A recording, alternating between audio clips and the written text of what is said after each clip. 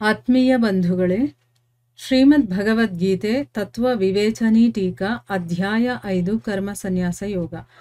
ಇದರಿಂದ ನಾವು 6ನೇ ಶ್ಲೋಕವನ್ನು ತಿಳ್ಕೊಳ್ತಾ ಇದ್ವಿ. ಓದ ಭಾಗದಲ್ಲಿ ಸಾಂಖ್ಯಯೋಗ ಮತ್ತು ಕರ್ಮಯೋಗ ಎರಡೂ ಮಾರ್ಗಗಳು ಸ್ವತಂತ್ರವಾಗಿದ್ರೂ ಕೂಡ ಕರ್ಮಯೋಗದ ಹೊರತು ಸನ್ಯಾಸ ಅನ್ನೋದು ಸಿಗೋದು ತುಂಬಾ ಕಷ್ಟ ಅಂತ ಹೇಳಿದಾರಲ್ಲ, ಅದಕ್ಕೆ ಅರ್ಥ ಏನು, ಯಾಕೆ ಆ ರೀತಿ ಹೇಳಿದ್ದಾರೆ ಅನ್ನೋದನ್ನ ತುಂಬಾನೇ ಡೀಟೇಲ್ ಆಗಿ ತಿಳ್ಕೊಂಡಿದೀವಿ. ಮತ್ತೆ ನಾನಿಲ್ಲಿ ಹೇಳಕ್ ಹೋಗಲ್ಲ. ಈಗ ಮುಂದಿನ ಪ್ರಶ್ನೆ ಏನು ಅಂತ ತಿಳ್ಕೊಳ್ಳೋಣ.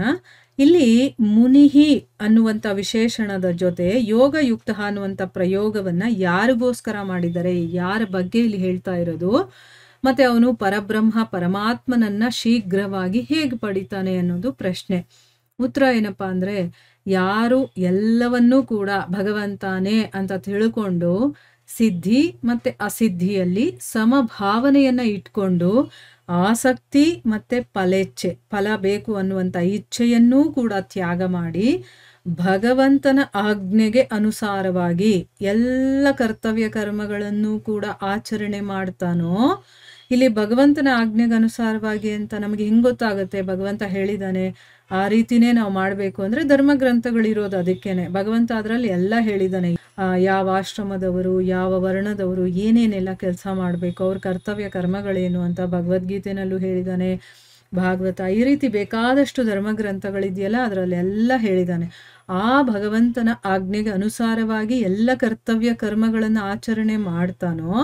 ಮತ್ತೆ ಶ್ರದ್ಧಾ ಭಕ್ತಿಪೂರ್ವಕವಾಗಿ, ಅಲ್ಲಿ ನೋಡಿ, ನಾವು ಏನೇ ಕೆಲಸ ಮಾಡಲಿ ಶ್ರದ್ಧೆ ಇರಬೇಕು, ಭಕ್ತಿ ಇರಬೇಕು. ಅದರ ಮೂಲಕ ನಾಮ ಮತ್ತೆ ಗುಣ ಮತ್ತೆ ಪ್ರಭಾವ ಸಹಿತ, ಅಂದ್ರೆ ಏನು, ಆ ಭಗವಂತನ ನಾಮವನ್ನ ಗುಣಗಳನ್ನ ಅದರ ಪ್ರಭಾವ ಹೇಗಾಗಿರುತ್ತೆ ಅದರ ಸಹಿತ ಶ್ರೀ ಭಗವಂತನ ಸ್ವರೂಪ ಇದೆಯಲ್ಲ ಅದರ ಚಿಂತನೆಯನ್ನ ಮಾಡ್ತಾ ಇರ್ತಾನೋ. ಆ ಭಕ್ತಿ ಯುಕ್ತ ಕರ್ಮಯೋಗಿಗೆ, ಅಂದ್ರೆ ಕರ್ಮಯೋಗಿಯಲ್ಲಿ ಭಕ್ತಿ ಕೂಡ ಇರಬೇಕು. ಅಂಥ ಕರ್ಮಯೋಗಿಗೋಸ್ಕರ ಇಲ್ಲಿ ಮುನಿಹಿ ಅನ್ನುವಂತಹ ವಿಶೇಷಣದ ಜೊತೆ ಯೋಗಯುಕ್ತ ಅನ್ನುವಂಥ ಪದದ ಪ್ರಯೋಗವನ್ನ ಮಾಡಿದ್ದಾರೆ. ಇಂಥ ಕರ್ಮಯೋಗಿಗೆ ಭಗವಂತನ ದಯೆಯಿಂದ ಪರಮಾರ್ಥ ಜ್ಞಾನದ ಮೂಲಕ ಬಹಳ ಬೇಗ ಪರಬ್ರಹ್ಮ ಪರಮಾತ್ಮನ ಪ್ರಾಪ್ತಿಯಾಗತ್ತೆ ಅಂತ ಹೇಳ್ತಾ ಇದ್ದಾರೆ. ತನ್ನ ಕರ್ತವ್ಯ ಕರ್ಮಗಳೇನಿದೆಯೋ ಅದನ್ನ ಮಾಡಬೇಕು. ಭಗವಂತ ಯಾವ ರೀತಿ ಹೇಳಿದನೋ ಆ ಆಜ್ಞೆಗನುಸಾರವಾಗಿ ತನಗಿಷ್ಟ ಬಂದಂಗೆ ಮಾಡೋದಲ್ಲ. ಆಮೇಲೆ ಎಲ್ಲ ಕರ್ತವ್ಯ ಕರ್ಮಗಳನ್ನ ಮಾಡ್ತಾ ಅವನು ಶ್ರದ್ಧಾ ಭಕ್ತಿಪೂರ್ವಕವಾಗಿ, ಇಲ್ಲಿ ಪ್ರೀತಿ ವಿಶ್ವಾಸ ಇರಬೇಕು ಭಗವಂತನ ಮೇಲೆ.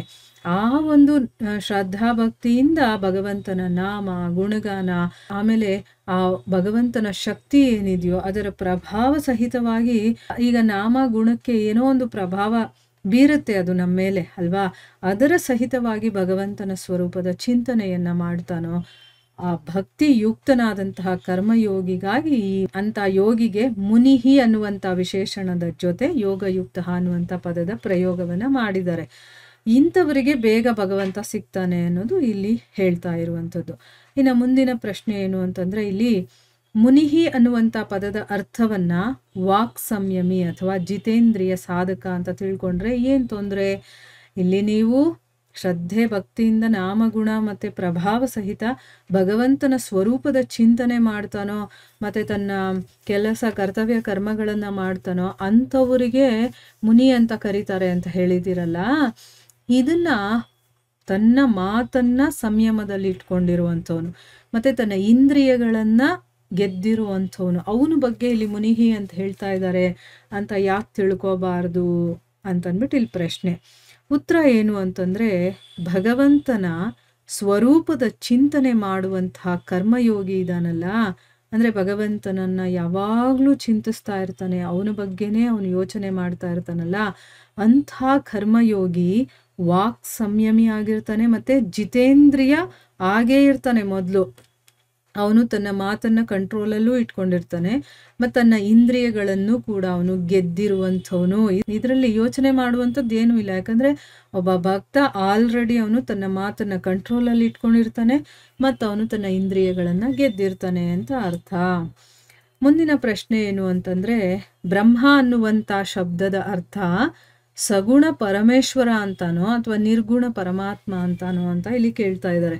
ಬ್ರಹ್ಮ ಅನ್ನುವಂಥ ಪದ ಯಾರ ಬಗ್ಗೆ ಹೇಳ್ತಾ ಇರೋದು? ಸಗುಣ ಭಗವಂತನ ಬಗ್ಗೆನೋ ನಿರ್ಗುಣ ಭಗವಂತನ ಬಗ್ಗೆನೋ ಅಂತ ಕೇಳ್ತಾ ಇದ್ದಾರೆ. ಸೊ ಅದಕ್ಕೆ ಉತ್ತರ ಏನು ಅಂತಂದರೆ ಸಗುಣ ಮತ್ತು ನಿರ್ಗುಣ ಪರಮಾತ್ಮ ವಸ್ತುತಃ ಅದು ಬೇರೆ ಬೇರೆ ಅಲ್ಲ, ವಿಭಿನ್ನ ವಸ್ತು ಅಲ್ವೇ ಅಲ್ಲ. ಸಗುಣ ನಿರ್ಗುಣ ಎರಡೂ ಒಬ್ಬನೇ ಪರಮಪುರುಷನ ಎರಡು ಸ್ವರೂಪಗಳದು.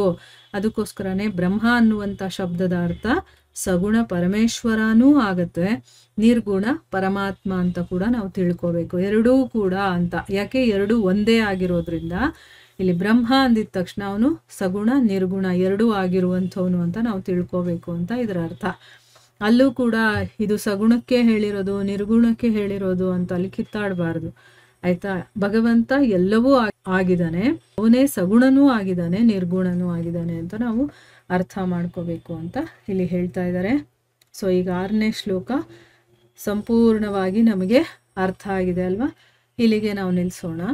ಹರೇ ಕೃಷ್ಣ.